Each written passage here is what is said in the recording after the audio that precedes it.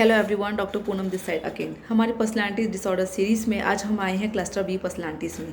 जैसे कि हमने क्लस्टर एक की पर्सनालिटी डिस्कस की थी, पैरानॉइड पर्सनालिटी, सिजोइड एंड सिजोटाइपल। आज हम पढ़ेंगे क्लस्टर बी की पर्सनालिटी डिसऑर्डर को सुनेंगे। क्लस्टर बी बेसिकली है ओवर ड्रामेटिक। अगर एक वर्ड में समझा जाए तो ये पर्सन जो इन पर्सनालिटी में आते हैं, they are very much emotional, I would say highly emotion, highly aggressive, over dramatic और हर चीज़ को बड़ा चढ़ा के बोलने वाले, जैसे हमने अक्सर सुना है तिल का ताड़ कर देने वाली पर्सनालिटी, ये उनमें आती है। इसमें 4 टाइप की पर्सनालिटीज़ होती है: narcissistic, borderline personality, anti social and histrionic. आज हम लेंगे anti social personality disorder. Anti social basically जो हमने क्लस्टर ए में पढ़ा था, एंटी सोशल एक करेक्टर की तरह लिया था, जो सोशली इन्वॉल्व नहीं होते, मिक्सअप नहीं होते हैं और अपने आप को अलूफ रखते हैं। बट यहाँ पर anti social personality disorder completely different है। दे आर द पर्सन, हम 3 वर्ड में डिफाइन करेंगे। They break the law in some social norms. Social norms में जो हम बेसिकली एक होता है to show the regards to elders, show love to youngers, चीज़ों को प्यार से फॉलो करना, उसको अच्छे से समझना और दूसरों को समझाना, दे आर कम्प्लीटली डिफरेंट। वो इस ग्रुप में फॉलो नहीं करते हैं। Second, completely aggressive, showing their behaviour. बहुत झूठ बोलते हैं, मैनिपुलेट करते हैं और ये बेसिकली अपनी बातों को कन्विंस करने के लिए किसी भी लेवल पे जा सकते हैं। तो बेसिकली एंटी सोशल पर्सनैलिटीज़ में यही आता है। इनमें बेसिकली सबसे इंपॉर्टेंट जो चीज़ें आती है, अगर मैं आपको एग्जाम्पल से समझाऊँ, रिसेंटली मेरे पास एक केस आया था जहाँ पर एक पेशेंट ने मुझे बोला कि मैम, इट्स सोशली एक्सेप्टेड कि हमें एल्डर्स की रिस्पेक्ट करना चाहिए।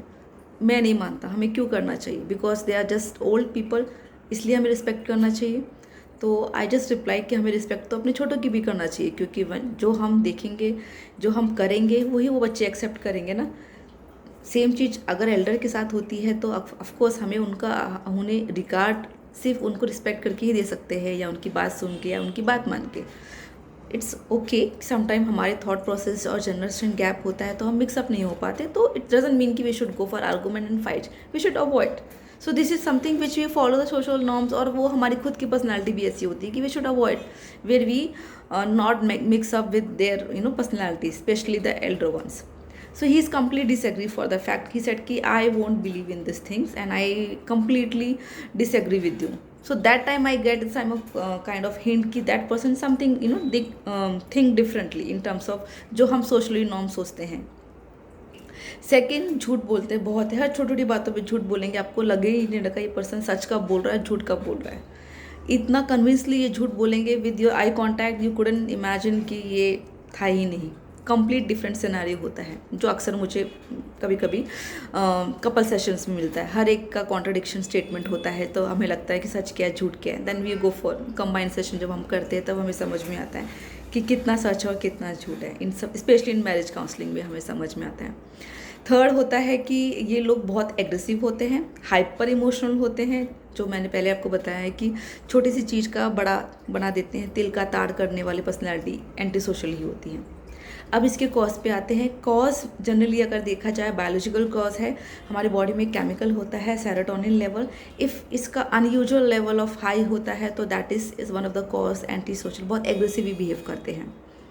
सो basically serotonin is the mood stabiliser. तो अगर ये अनयूजुअल हाई होता है या अनयूजुअल लो होता है तो ये डिस्टर्बेंस इनमें पाया जाता है।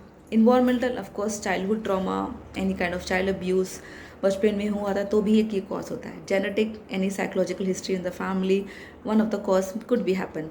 And environmental factor, for example, they are some being abused by the drug and alcohol abuse and smoking, excessive जो एडिक्शन होता है उसमें भी पर्सनैलिटी डिसऑर्डर्स पाई जाती हैं.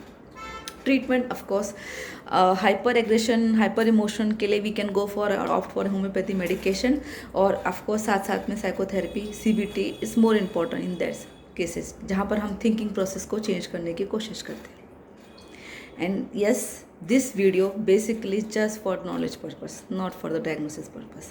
आपको नॉलेज मिले, आपको समझ में आए कि आसपास कोई प्रॉब्लम है तो आप उनको प्लीज़ मेडिकल एक्सपर्टीज़ के पास उनको हेल्प करिए जाने के लिए, या उनको बताइए. Thank you for watching this video and please share to your friends so they can help nearby and loved ones. Thank you.